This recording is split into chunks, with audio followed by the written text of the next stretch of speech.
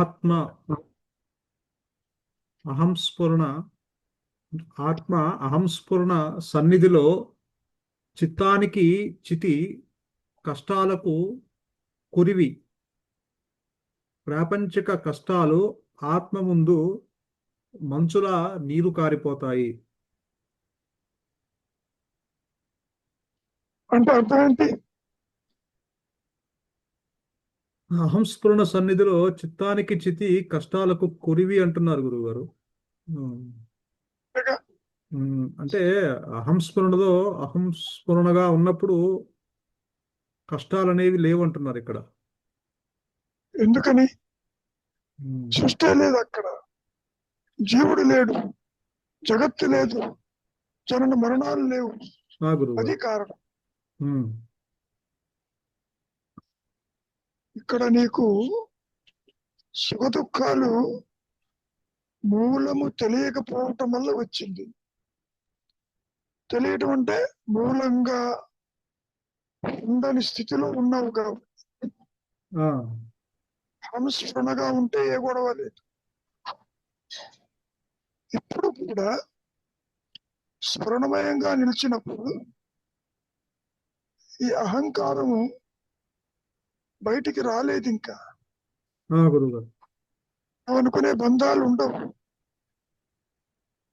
ఉమ్, నువ్వు అనుకునే ఆశయాలు ఉండవు, రాగద్వేషాలు ఉండవమ్మా. ఆ. ఓకే, అంటే ఇప్పుడు అసలు ఈ కష్టాలకి, ఈ దుఃఖాలకి కారణము అహంకారం. వాసనలు, వ్యక్తిత్వం. అది ఉందేమో చూడు అంటున్నారుగా.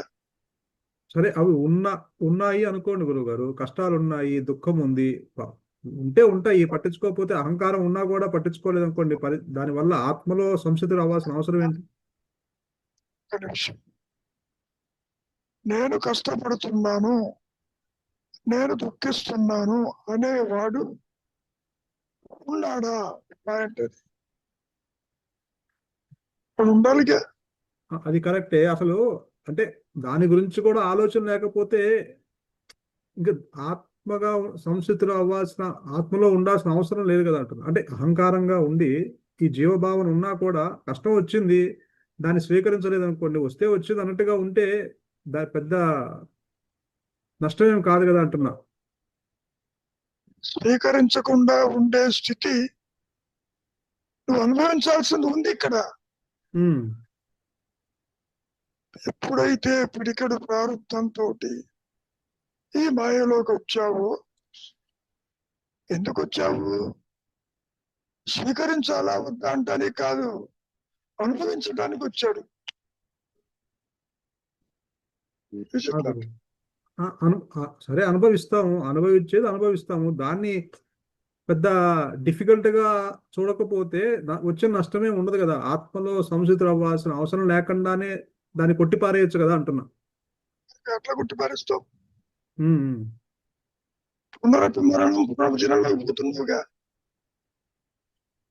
గురువు గారు. కొత్త వాసన తీసుకుంటున్నావుగా. అవును. నువ్వు నష్టం కావటం లేదుగా. నష్టం కాకుండానే వీటిని కొట్టిపారేస్తే వచ్చిన కష్టం ఏంటి అని ఆ సందేహం. కొట్టి పారేయడానికి కాదు వచ్చింది ఇక్కడికి, ఆహా. అనుభవించ. అనుభవించ గురువు గారు. ఇప్పుడు గాలికి దెబ్బ తగిలింది, దెబ్బ తగలేదని కొట్టి పారేస్తే నొప్పి లేక ఎక్కడికి పోతుంది? దెబ్బ తగిలిందే అనుకోండి గురువు గారు, దెబ్బ తగిలినా కూడా పెద్ద పట్టించుకోలేదు అనుకోండి, అప్పుడు పట్టించుకోని స్థితి కూడా నీకు అర్థం ఉంటే. ఉంటే. పట్టించుకోవటము, పట్టించుకోకపోవటము రెండు కర్మ ప్రభావాలు. ఉమ్, ఉమ్. ఏంటి? ఎందుకని? మంచి జరిగినా చెడు జరిగినా నువ్వు పట్టించుకుంటావా లేదా, అనుభవిస్తావా లేదా, ఇవన్నీ నీ కర్మ ప్రోగ్రాంలు ఉన్నాయి. గురువు గారు. ఆ స్థితికి, అహంస్మరణకి కనెక్టివిటీ లేదు నాయన. ఉమ్, ఉమ్. ఎందుకు చెబుతున్నారు? నీవు నీ సహజత్వంలో ఉంటే జీవుడు ఉండడు, కష్ట సుఖాలు అనుభవించేవాడు ఉండడు, జగత్తు ఉండదు, జనన మరణాలు ఉండవు. ఉమ్, కాబట్టి నీ సమస్యలకి పరిష్కారము అహం స్ఫురణ అని చెప్పడు. ఎందుకని అది నీకు చెప్తాం. ఉమ్. అంటలే. అంటే తన స్వరూపానికి ఖచ్చితంగా విచారణ చేయాల్సిందే అంటారా? కష్టాలు నష్టాలు వచ్చినా వస్తుంటాయి, పోతూ ఉంటాయి అన్న స్థితిలో, సమస్థితిలో ఉన్నవాడికి సంస్మరణగా ఉండాల్సిన అవసరం ఏంటి అంటున్నాను. ఒక్క నిమిషం. కష్ట సుఖాలను సమదృష్టితో చూడగలిగిన సామర్థ్యము ఆత్మ ప్రకాశంతో వస్తుంది, లేకపోతే రాదు. Okay, okay. సమదృష్టి అన్నా, ఈక్వానిటీ అన్నా, కర్తృత్వ రహితం అన్నా అంతా ఒకటే. అంటే ఎంత వీడు సమదృష్టితో ఉండాలి అనుకున్నా వీడు ఉండలేడు, ఆత్మ ప్రకాశంతోనే అది ఏర్పడుతుంది. ఇక్కడ ఇందాక చెప్పా కదా, పిడికెడు ప్రారంభంలో ఉన్నదే సమదృష్టి. పట్టించుకోవాలా వద్దా? ఆ, నీవు పిల్లలకి ఎంతో చెబుతావు చదువుకో చదువుకో అని, వాళ్ళు చదువుకోరు. గురువు గారు, అవును. వాళ్ళ ప్రోగ్రామ్ చదువు లేదు అక్కడ.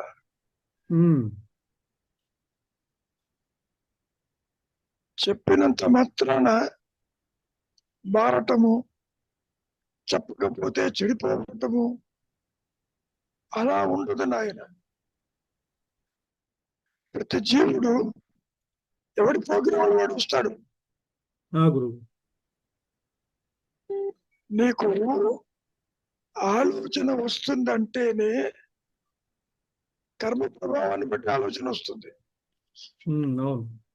ఇది అనుభవించవలసి ఉంది, ఏది చూడవలసి ఉంది, ఏది మానవలసి ఉంది, అట్లా ఉంటుంది. సంకల్పము తల ఎత్తుతున్నది అంటేనే నీ ప్రారంభం స్టార్ట్ అవుతుంది. సంకల్పం లేదు, ప్రారంభం స్టార్ట్ చేయలేదు. మొట్టమొదటి సంకల్పం ఏంటి? నేనంటే దేహం అని. ఇప్పుడు నీ సమస్యలన్నీ దేహాత్మబుద్ధి వచ్చాక వచ్చినాయిగా, ముందు లేవుగా. లేవు. నిద్రపోతుంటే లేదుగా. గురువు, అంటే సో నేను వచ్చిన తర్వాతే సమస్యలు వచ్చినాయి. అంటే ఒకవేళ సమస్యలు వచ్చినా కూడా అంటే ఆ సమస్థితిలో ఉండగలిగిన సామర్థ్యం కేవలం ఆత్మలోనే ఉంటుంది, ఆత్మగా ఉన్నప్పుడే ఉంటుంది అంటారా? అంతేగా? ఆత్మగా నిలిచినప్పుడు సృష్టి ఉండదు, విడిగా నిలిచేదే ఉండదు. జీవభావనతో నీవు సమదృష్టి అనేది ఆత్మ ప్రకాశంతో ఏర్పడుతుంది. ముందు కుదరదు. అంటే వీడు కష్టాలు ఒకవేళ వాటిని వచ్చినా కూడా ఇక్కడ ఏమంటున్నారు? ప్రాపంచిక కష్టాలు ఆత్మ ముందు మంచులా నీరు కారిపోతున్నాయి అంటున్నారు. ఎందుకంటే ఆత్మ ప్రకాశం తర్వాత కూడా కష్టాలు ఉంటాయి, అనుభవించేవాడు ఉండడు. మహర్షి ఏం కష్టం దక్కాల, కష్టాలు.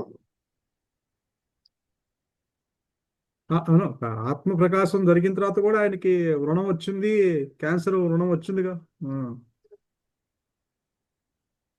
కానీ ఆ కష్టాలని గుర్తించేవాళ్ళు లేడు. పాయింట్ అది. మంచులా కరిగిపోతుంది అనేది అహంకారం. గురువు గారు, కష్టాలు కాదు. అదేనా, దేహం ఉంటుంది, సమస్యలు ఉంటాయి, వాసనలు ఉంటాయి, కష్ట సుఖాలు ఉంటాయి. కానీ వాటిని గుర్తించేవాడు ఉండడు. కష్టాలు ఉండవనొద్దు, అదే కాగ్నైజ్ చేసేవాడు ఉండడు. పాయింట్ గురువు. ఏంటైనా ఇక్కడ మంచులా కరిగిపోతుందండి. అర్థం ఏంటి? కష్టాలు ఉండవని కాదు. Are getting the difference. అర్థమైంది. ఆ కష్టాన్ని గుర్తించేవాడు, నాకు కష్టం వచ్చింది అనేవాడు లేడు అక్కడ. నాకు నొప్పి కలిగింది అనేవాడు చెప్పేవాడు లేడు అక్కడ.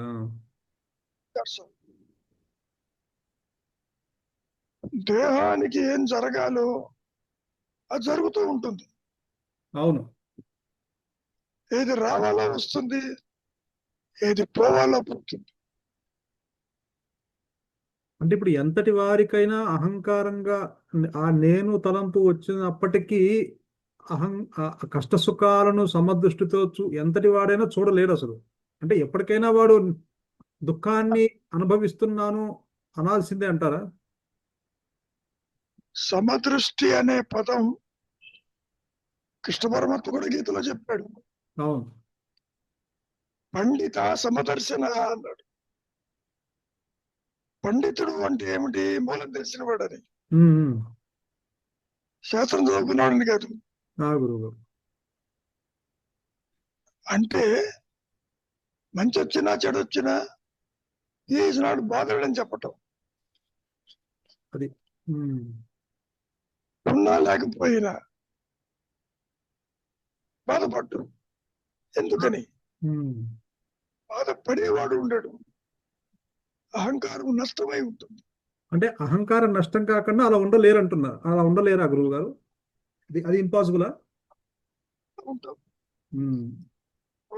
తెలియాలి, తెలియకుండా ఉండాలి. ఆత్మన్న ప్రకాశించాలి. దేహతృప్తి ఉంటే మాత్రం గ్యారంటీగా సుఖ దుఃఖాలు, తాపత్రయాలు, త్రయాలు దేనికో దానికి వాడు రియాక్ట్ అవ్వాల్సిందే ఖచ్చితంగా. కానీ ఈ ప్రార్థనలో ఉంది కాబట్టి యాక్షన్ రియాక్షన్ టోటల్లీ ప్రార్థనలో ఉంటేనే ఉంటుంది, లేకపోతే ఉండదు. తను ఏమంటా మనం చర్య ప్రతిచర్య. అవును గురుగారు. అంటే ఇప్పుడు అహంకారం నిలబెట్టుకొని ప్రారంధంలో లేకపోతే? ప్రారంధం లేకుండా అహంకారం ఉండదుగా. అదే కర్త లేకుండా కర్మ ఎక్కడుంది? అంటే డోయర్షిప్ ఖచ్చితంగా ఉండి తీరుతుంది వాడికి, ఎంతటి వాడికైనా సరే. ఎందుకని? కర్మ అనుభవించాలి కాబట్టి. అది తెచ్చుకున్న పిడికెడు ప్రారంధము అనుభవించవలసి ఉంది కాబట్టి కర్త ఉండి తీస్తాడు. కర్త లేని కర్మలు చెయ్యని ఎంత చెప్పినా నువ్వు చేయలేవు. చేయలేము. మూలము ప్రకాశిస్తే తప్ప అనుగ్రహము చేత అప్పుడు ఆ కర్మలు ఉంటాయి. కర్తృత్వరహిత కర్మ. గురువు గారు మాట్లాడతాడు, ఇబ్బంది లేదు. ఓనర్షిప్ ఉండదు. అయ్యో దేహం అయిపోతుందో, రేపు నా గతి ఏమిటి? కాలంతో పని లేదు. పాయింట్. జీవుడికి వచ్చే అన్ని సమస్యలకి పరిష్కారము ఆత్మజ్ఞానం. పరిష్కారం అంటే సాల్వ్ అవుతుంది అనుకో మాకు. దాన్ని గుర్తించేవాడు ఉండడు. ఎందుకని? 1950 దాకా ఆయనకి ప్రారంభం ఉందిగా. గురుగారు ఉంది. కాబట్టి 16-17 నుంచి 1950 దాకా అహంకార రహితంగా నడిపాడు బండిని. ఆ,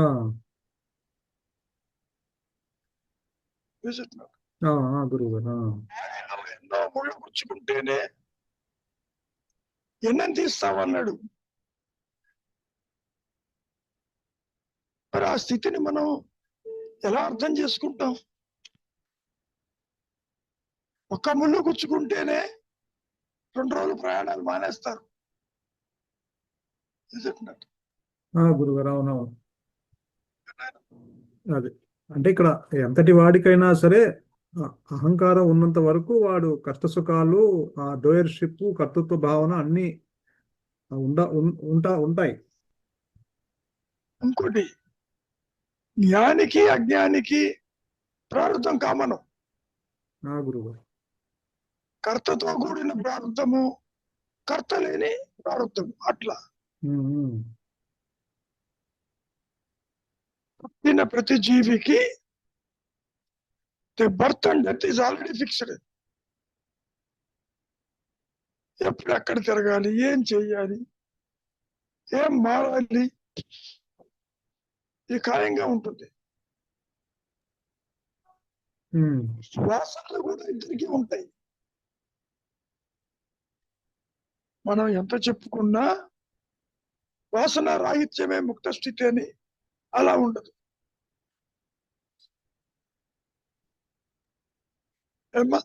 గురుగారు, అవును. జ్ఞానికైనా అజ్ఞానికైనా వాసనలు కామన్ గా ఉంటాయి. ప్రారబ్ధము ఖచ్చితంగా ఉండి తీరుతుంది. గురువు గారు. జీవికి ఉంటుంది. నువ్వు ఏ దేహం తీసుకున్నా ఉంటుంది నీకు.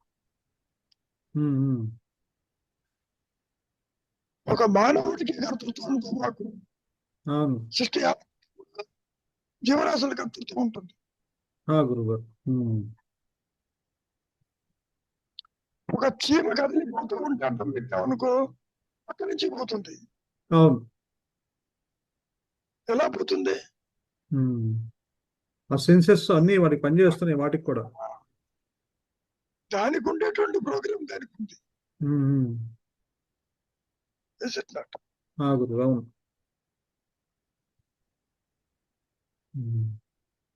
చెప్పు నాయన, ఒకసారి మళ్ళీ చదువు, ఏమన్నా ఉందేమో. అంటే ఆత్మ అహంస్ఫురణ సన్నిధిలో చిత్తానికి చితి, కష్టాలకు కురివి. ప్రాపంచిక కష్టాలు ఆత్మ ముందు మంచుల నీరు కారిపోతాయి. యాక్చువల్ గా ఆత్మ ముందు అనేటువంటి ఎలా ఉంటుందంటే, అదేదో తెర మీద బొమ్మలు పడ్డట్టుగా అట్లా ఉండదు. ఆత్మ ప్రకాశము తురియల్లో, కష్ట సుఖాలు జాగ్రత్త అవస్థలో. ఆత్మ ముందు అంటున్నావు, ఆత్మ ఎదుట ఏది నిలవలేదు. First point.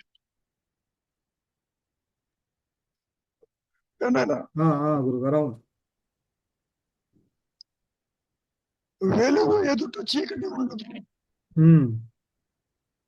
సూర్యుడిలో చీకటి లేదు, ఆత్మజ్ఞానం ఎందు అజ్ఞానానికి తావు లేదు. అట్లా ఎదుట అంటే రెండు కలిసి ఉంటాయేమో అనుకునే ఇబ్బంది ఉంటుంది.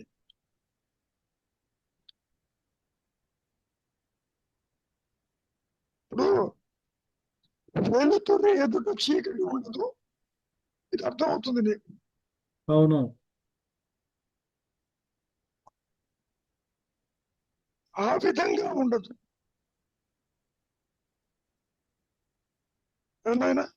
గురుగారు, అవును. వెలుగు, అవును. సూర్యప్రకాశంలో చీకటి లేనట్టు ఆత్మ ప్రకాశంలో ఇది ఉండదు. ఇంకా ఇక్కడ ఎదుట అనే పదం ఎందుకు అంటున్నారు?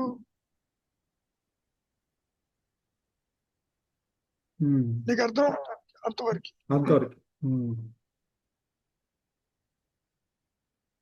ఆత్మ ముందు అంటే ఆత్మగా నిలబడినప్పుడు. ముందు ఆత్మ ఎదుట, నీకు అర్థం అవడానికి చెప్పారు. అవును గురు. అవును. కానీ ఆత్మజ్ఞానంలో జీవుడు జగత్తు ఈశ్వరుడు ఎగిరిపోతున్నారు. వేరే క్వశ్చన్ ఎదురు పట్టడం క్వశ్చన్ లేదు. ఇక్కడ చిత్తానికి చితి అన్నారు గురువు గారు. అంటే చిత్తము అంటే ఆ అహంకారం. ఆ, అహంకారం. అహంకారము చితిలో కలిసిపోతుంది, కాలిపోతుందేమో. చిత్తానికి చితి అంటే ఇది నష్టం అవుతుంది అని అర్థం. ఆ, అహంకారము నష్టం అవుతుంది. నష్ట మనస్సు అయ్యేది స్వరూప జ్ఞానంతోనే. ఆ, వేసేస్తున్నట్టు. గురువు గారు. అవును.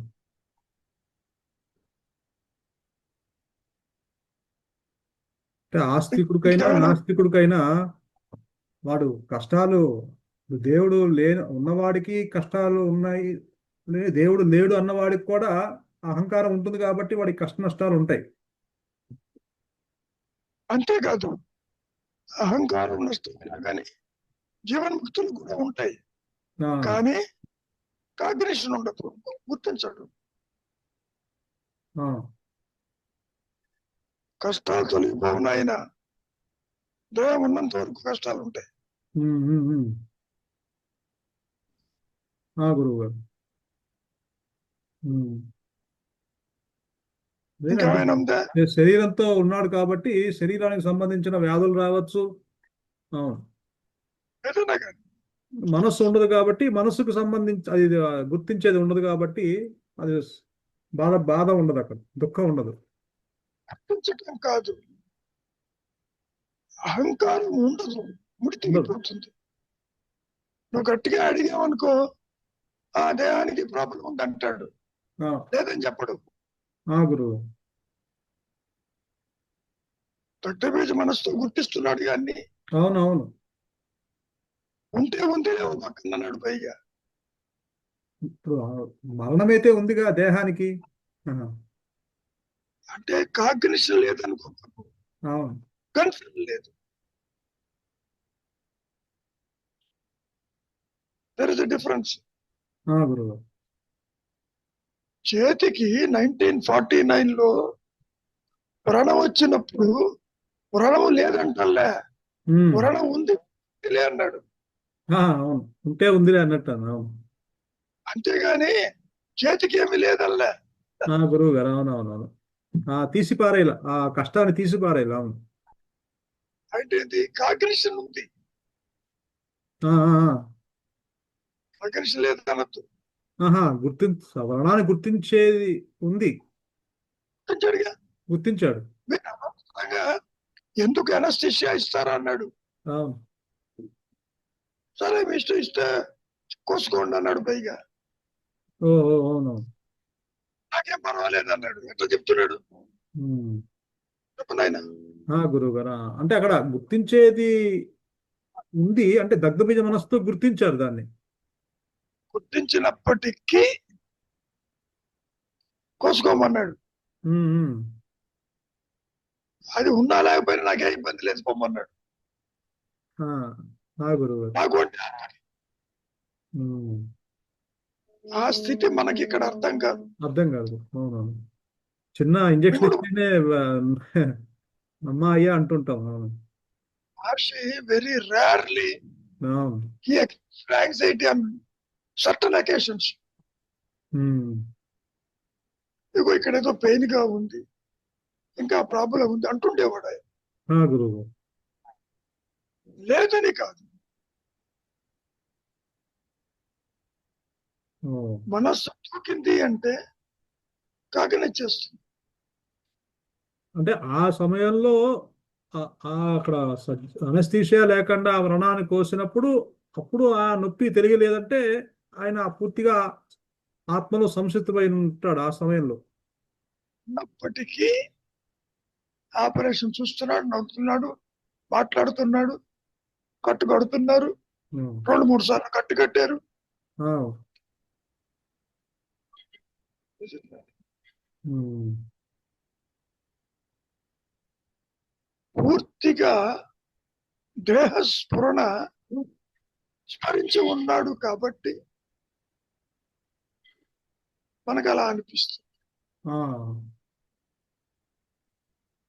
దేహం లేదంటలే, అదే దేహం కూడా ఆత్మే అన్నాడుగా. అవునవును. జగత్తు కూడా ఆత్మే, ఉమ్, విడిగా లేదు. అవును. అంటే అక్కడ పాతాళ శివాలయంలో అక్కడ మరి తేళ్లు అన్ని కుట్టినప్పుడు తొడలంతా ఇదైపోయింది కదా, సో ఆ దేహస్పందన కప్పు తగ్గింది. బయటికి పట్టుకొచ్చారు, కడిగారు లోషంతో, అవును. కాసిన నీళ్ళు పాలో పోసారు, మళ్ళీ బయటికి పట్టుకొచ్చారు. గురువు గారు. అదే ఆ స్థితి మనం ఇటు నుంచి చెప్పలేము. అవును, అది ఉమ్, మనసు లేదు అక్కడ.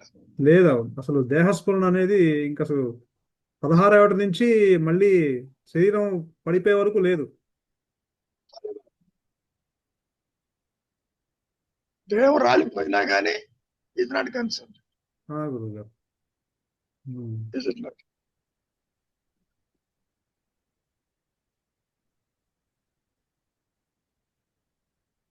ఇంకేమైనా ఉందా అంతే గురువు గారు. అవును. అమ్మా సరోజ?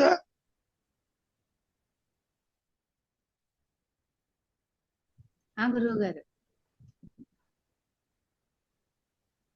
ఏమైనా ఉందా? ఇది కర్మ ప్రభావంతోనే ఆలోచన వస్తుంది అంటున్నారు కదా గురువు గారు. అంటే కర్మ ప్రభావం లేకపోతే ఆలోచన రహిత స్థితిలోనే ఉంటారా జీవుడు కూడా? జీవుడు అయినప్పటికీ ఆ దేహాత్మ కర్మ ప్రభావం జ్ఞానికి అజ్ఞానికి ఉంటుంది. అవును. ఆత్మ తెలుసుకున్నంత మాత్రాన కర్మ ప్రభావం కాదు. అవును, అవును గురువు గారు. సో కర్మ అనేది పోతుంది అనుకోబాకు. పుట్టుక మరణం కర్మలో భాగం. జ్ఞానికి కామన్ గా ఉంటుంది. అవును గురువు గారు. అంతేకాదు వాసనలు కూడా ఉంటాయి కాబట్టి అవి బంధించవు. గురువు గారు. గురువు గారు. వాసనలు ఉంటాయి, కర్మ ఉంటుంది. ఎప్పుడెప్పుడు ఈ దేహం ఏ విధమైనది అనుభవించాలో ఇప్పుడు తీరుతుంది. గురువు గారు. అయితే బంధింపబడదు ఆ కర్మ జ్ఞానికి. ఉంటుంది, గుర్తించేవాడు ఉంటాడు. ఓకే, గుర్తించేవాడు ఉంటాడు.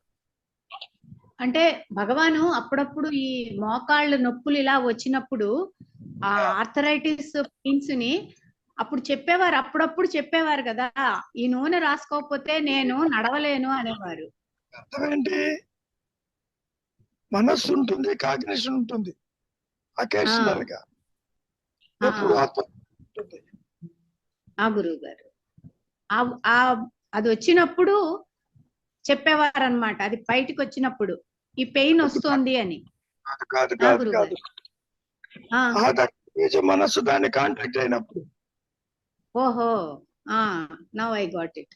అయితే ఆత్మబుద్ధి ఉందో గురువు వెళ్ళ గుర్తిస్తాడు. అమ్మా సరోజ అంటాడు, మాట్లాడుతాడు.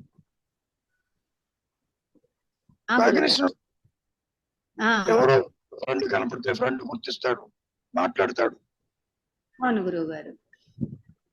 టోటల్ గా కాగ్నిషన్ పోతుంది అనుకోబాకు.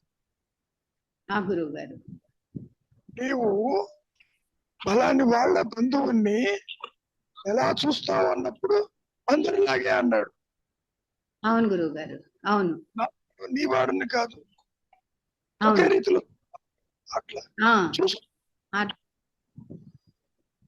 రిజర్వేషన్లు ఉండవు. గురువు గారు. నీనా అనేది ఉండదు. నీనా ఉంటుంది కానీ భేదం ఉండదు. మీ అండ్ మైన్ ఉంటుంది కానీ అక్కడ ఆ భేదం ఉండదు అన్నమాట. అందరూ ఒకటే, అందరిలాగా చూస్తానన్నాడు అంతే. గురువు గారు. ఏమ్మా? అవును గురుగారు. అవును. అంటే ఇంకేమైనా ఇక్కడ డౌట్? తను ఇందాక చూడండి, రవి అడిగాడే, మంచి జరిగినా చెడు జరిగినా సమంగా చూస్తే అది కర్మ ప్రారంధంలో ఉంటేనే చూస్తామా?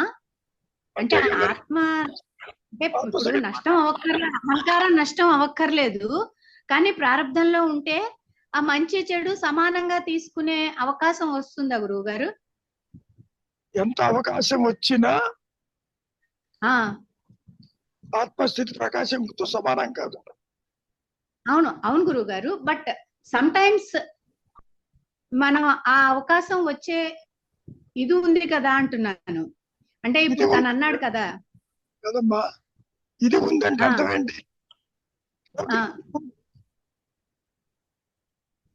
నీవు భావించేది ఆ వచ్చిన నాది కాదు, ఆ సత్కారం నాకు సంబంధం లేదు, ఆ ఇది ఏం పోతే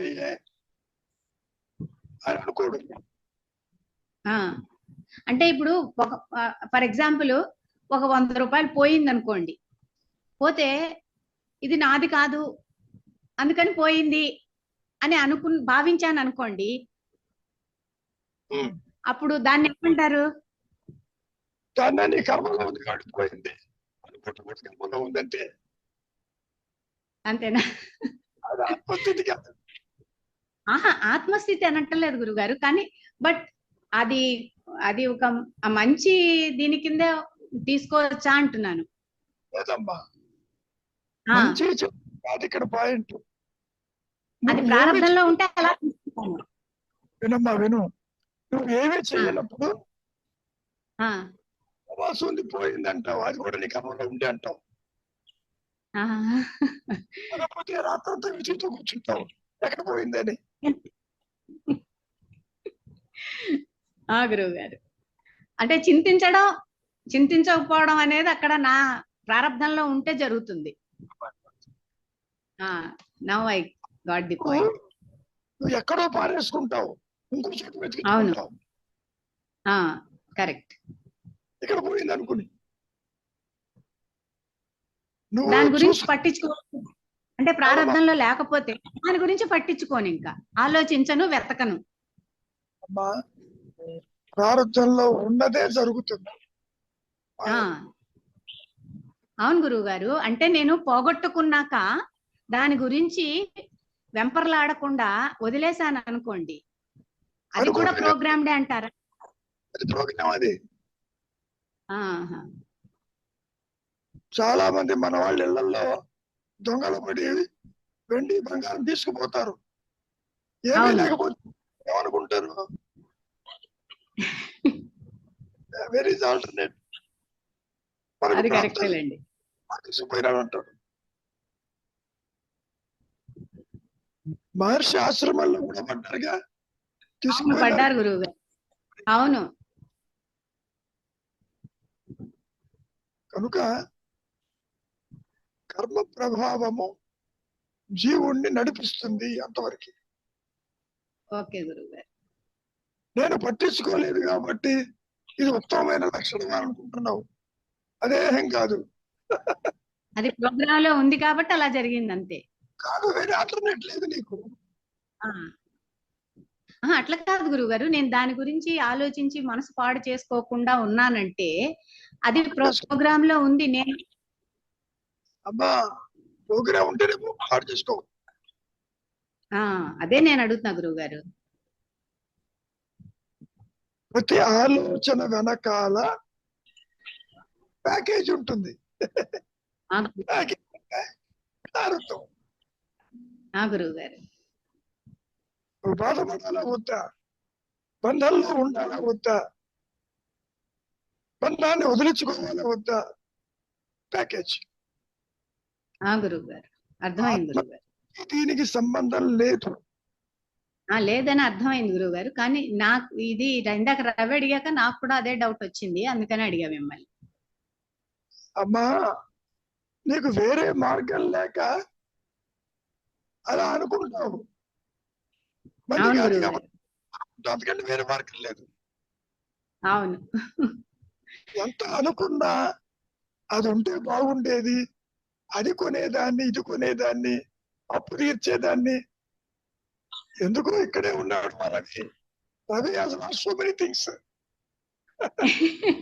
అదే అంటే మనం ఎంత అనుకున్నా సరే మంచి అయినా చెడైనా దాన్ని మనం తీసుకున్నా, బట్ ఎంత గిల్టీ ఎక్కడో అక్కడ మనకి అహంకారం వల్ల మనకి వస్తూనే ఉంటుంది అది అది లైఫ్ లో. సో అక్కడ అహంకారం నష్టం కాకపోయినా అది ఉంటూనే ఉంటుంది. నష్టమే క్వశ్చన్ లేదు అసలు. నష్టమయ్యే క్వశ్చన్ ఇవన్నీ. అజ్ఞానంతోనే పోతుంది అది. అప్పుడు బంధం అనేది సడలుతుంది అంతే. అంతే అంతే. అంతేలే, కరెక్ట్. ఇప్పుడు నాకు బంధం లేదు అనుకునేది ఇదే మనస్సు, ఉంది అనుకునేది కూడా ఇదే మనస్సు. అదే అదే ఈ అనుకుంటూ అవును. ఉంది లేదు అతీతంగా ఉన్నది కాబట్టి అది ఆ స్థితి అది. అది ఎన్నో సంఘటనలు జీవితంలో జరుగుతాయి. గురువు. నువ్వు తీసుకోవాలా వద్దా, బాధపడాలా వద్దా, నీ ప్రోగ్రామ్. అట్లా కాదు అక్కడ. అవును గురువు గారు. అది అక్కడ అంటే ఇక్కడ మనము ఈ ద్వంద్వాలని మనం ఎంత అవాయిడ్ చేయాలని చూసినా, అంటే ఉన్నది లేదు లేకపోతే మంచి చెడు ఇది ఎంత అనుకున్నా ఇదే మనస్సు కాబట్టి ఈ రెండిటికి అతీతంగా ఆత్మస్థితి ఉన్నది. ఆ స్థితిలో దీన్ని గుర్తించేవాడు ఉండడు. అదే తేడా. అది తేడా. అవును. సంఘటనలు జరిగిపోతూనే ఉంటాయి. గురువు గారు.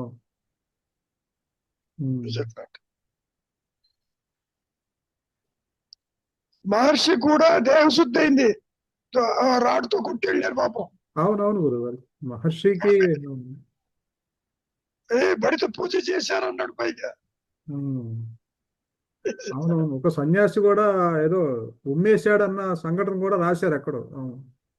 సరిగా అయిన తర్వాత వాడు పోలీసు చిక్కాట. తర్వాత పాపం తీసుకెళ్ళింది అనుభవించకుండానే జైలు పాలయ్యాడు అనుకున్నాడు. గురువు గారు. ఇవన్నీ కూడా భావనలు, యాక్షన్ రియాక్షన్ ఉంటుంది. ఉంటుంది. ఇప్పుడు అదే అహంకారంగా ఒక జీవుడికి అదే సంఘటన జరిగినప్పుడు వాడు ఎంత వాడి నిశ్చలంగా ఉందా అది మనసులో పీకుతూ ఉంటుంది. ఆ సమయం నేను రియాక్ట్ కాలేదే అన్నది తర్వాత పీకుతూ ఉంటుంది. ఎందుకని? కర్మ ప్రభావం ఉంటుంది. అదే మహర్షి కర్మలో ఉంది కాబట్టి పాపం దొంగతనం చేసిన అనుభవించకుండా జైలు పోయినాడు అన్నాడు. అదే అనుభవం ఉండాలి, లేకపోతే ఇంకో రకంగా చూసేవాడిగా. అవును గురువు. అంటే ఎవరికైనా అది మొహం మీద అది చేసినప్పుడు ఎంతో కొంత రియాక్షన్ ఉంటుంది కదా గురుగారా. అవును. మహర్షికి లేదు అంటే అక్కడ దాన్ని స్వీకరించలేదు అన్నట్టే కదా. అంటే అక్కడ స్వీకరించేవాడు లేడన్నట్టే కదా. ఉన్నా లేకపోయినా జరిగేదానికి రియాక్ట్ అవుతున్నాడా లేదా మహర్షి?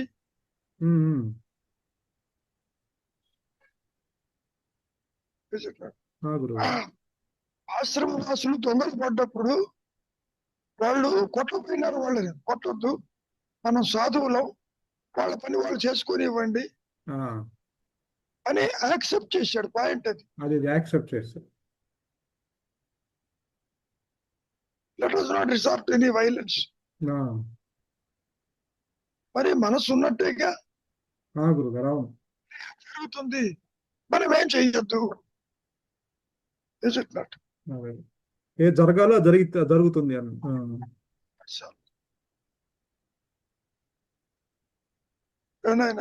గురువు ఏమన్నా